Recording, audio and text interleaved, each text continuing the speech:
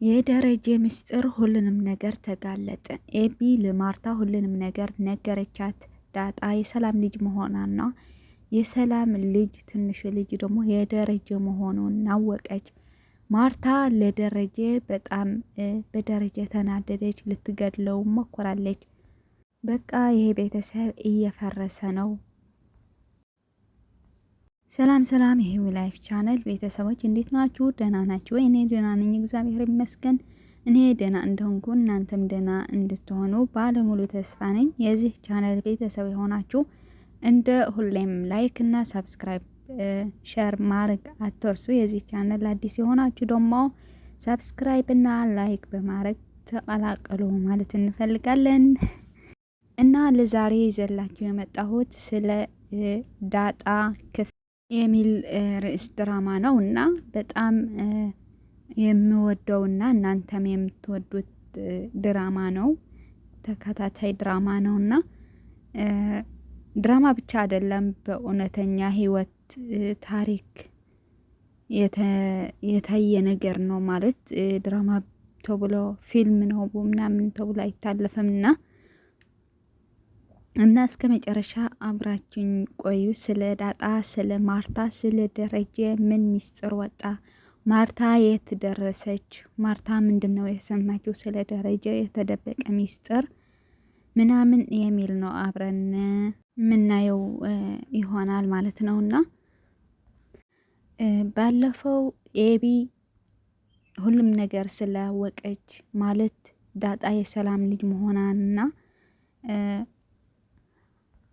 ደረጀ ደግሞ ለማርታ ለወይዘሮ ማርታ እንደዋሻት ስለ ተረዳች ማለት ነው። ስላወቀች ኤቢ ህልከኛ ናት። ሁሌም ስራዋ ነገረ ስራዋ መጥፎ ነው ማለት ነው እንደምናውቀው እና ኤቢ አባቷ ለመጋለጥ እየጣረች ነው። ለእናቷ ተናግራ ምናምን ሁሉም ነገር ልትል ነው፣ ልታበላሽ ነው።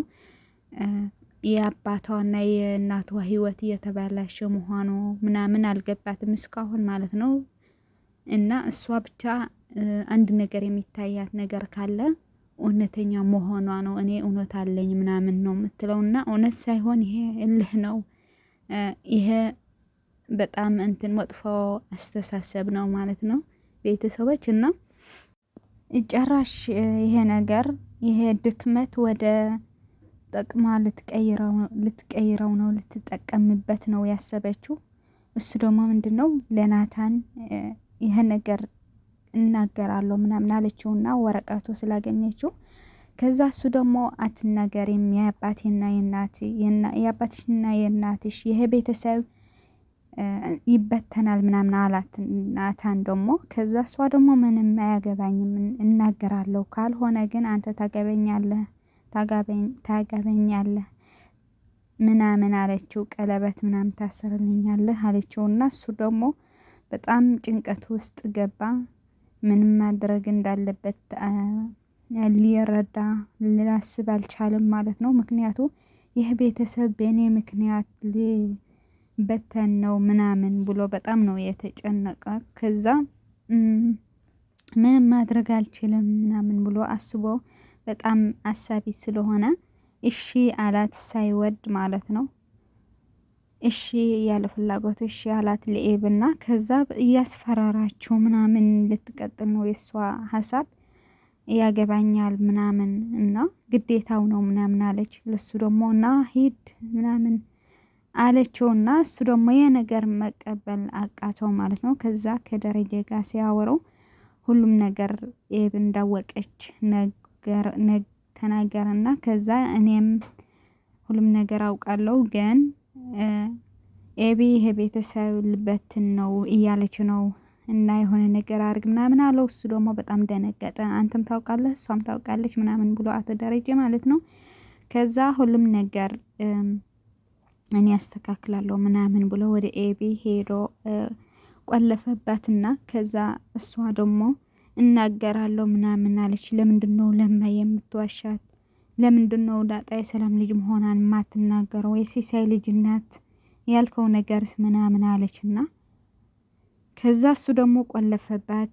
አንቺ መማር አለብሽ፣ አንቺ መቼም አትቀየርም፣ አንቺ የኔ ልጅ መሆንሽን በጣም አዝናለሁ አላት። ከዛ በጣም ያሳዝናል እውነት በልጅህ እንደዚህ አይነት ፈተና ስትፈተን በጣም ከባድ ነው እና በልጄ ልፈተን ነው እንዴ በልጄ ልሳቄ ነው እንዴ ምናምን አለና ቆለፈባት። ከዛ ምግብም የሚጠጣ ነገር ማታገኝም ይርብሻል ምናምን አላት ማለት ነው። ከዛ እሷ ደግሞ ኤብ ደግሞ ሁሌም ህልህኛ ስለሆነች አይ ይሄ ነገር ማይሆንም ለማይ ሁሉም ነገር እናገራለሁ ይሄ ቤተሰብ ይበተን አይበተን አይገባኝም ምናምን ነው ያለችው። ከዚህ ነገር በጣም እንደዚህ አይነት ነገር በጣም ከባድ ነው ማለት ናታን እናቱና አባቱ አይደሉም ግን እንዲበተን አይፈልግም። ይሄ ቤተሰብ የሆነ ችግር እንዲገጥሙ ምናምን አይፈልግም። ኤብ ግን ምን አይነት አስተሳሰብ እንዳላት አላውቅም። መጥፎ የሆነ አስተሳሰብ ነው ያላት ማለት ነው። በሷ እውነተኛ ነኝ እውነት መውጣት አለበት ምናምን የሚል ርዕስ ነው ያላት። ግን እውነት እንደዚህ አይደለም። አንድ ቤተሰብ እየበተንክ እውነት የሚባል ነገር የለም። አንዳንድ ውሸትም ይጠቅማሉ። አንዳንድም እያወቅ ሳታው እንደማታወቅ ማለት እንደሚያስፈልግ ነው የተረዳሁት ከዚህ ነገር ማለት ነው ቤተሰቦች። እና ኤቢ ማድረግ የነበረባት ነገር ደግሞ እያወቀችም ቢሆን ለቤተሰቧ ለአባቷ ለእናቷ ስትል ዝም ማለት ነበረባት። እሷ ግን ይሄ ነገር አልገባትም። እውነት መውጣት አለበት፣ እውነት ከሆነ እውነት ነው ናት የምትለው ማለት ነው። ይሄ ደግሞ ስህተት ነው በእኔ አስተያየት ማለት ነው። እና እኔ ከዚህ ፊልም የተረዳሁት ነገር ካለ የሚጎዳ እውነትም አለ የሚጠቅም ውሸትም እንዳለ ነው የተረዳሁት ማለት ነው ቤተሰቦች። እና ይሄ ምን ማለት ነው? አንዳንድ ውሸቶች ለቤተሰብ ስትል ለራስህ አደጋ ላይ አለመውደቅ ስትል ለሰዎች ስትል የምትዋሸው ውሸት አለ። ለማንም አይጎዳም ግን ይጠቅማል። ለማንም ሰው የሚጠቅም ሆኖ የተገኘ ማለት ነው። እና አንዳንዱ እውነት ደግሞ አዎ እውነት ነው ግን ለሰዎች የሚጎዳ ከሆነ ዝም ማለት እንዳለብህ ነው የተረዳሁት። እና አንዳንዴ ሁሉንም እውነት መውጣት እንደሌለበት ነው የተረዳሁት። ይሄ ትዳር ደግሞ በኤቢ ምክንያት እየፈረሰ ነው። በናታን ምክንያት ደግሞ እንትን እያለ ነው ማለት ነው፣ እየቆመ ነው።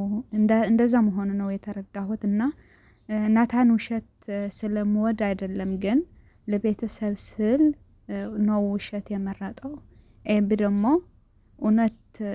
እውነተኛ ስለሆነች ሳይሆን ማለት እውነት ማውጣት አለበት የሚል አስተሳሰብ ስላላት ነው ለቤተሰቦቿ እያፈረሰች እንትን የምትገኘው ማለት ነው ቤተሰቦች። እና በዚህ ፊልም የሚያሳዝን ሰው ካለ ደረጀ ነው ማለት አንዴ ሁለቴ ተሳስተዋል ግን መቀየር አልቻለም። ራሴ ላጥፋ ነው ምናምን የሚል ክፉ የሆነ መጥፎ የሆነ ሀሳብ እየመጣለት ነው። እግዚአብሔር ጥሩ እንዲያስብና ነገሮች እንዲስተካከልለት ተስፋ እናደርጋለን። እና ሁሉንም ነገር ሊስተካከል ይሆናል። እውነት ፊልም ነው ግን በጣም ያሳዝናል ማለት ነው። እና ቤተሰብ ለዛሬ ይዘላችሁ የመጣሁት ስለ የደረጀ ቤተሰብ ስለ ዳጣ ይሄ ይመስላልና በሌላ ጊዜ በአዲስ ነገር እስከምንገናኝ መልካም ጊዜ መልካም ቆይታ ይሆነላችሁ። ላይክ እና ሼር ሰብስክራይብ ማድረግ አትርሱ። በሌላ ጊዜ በአዲስ ነገር እንገናኝ።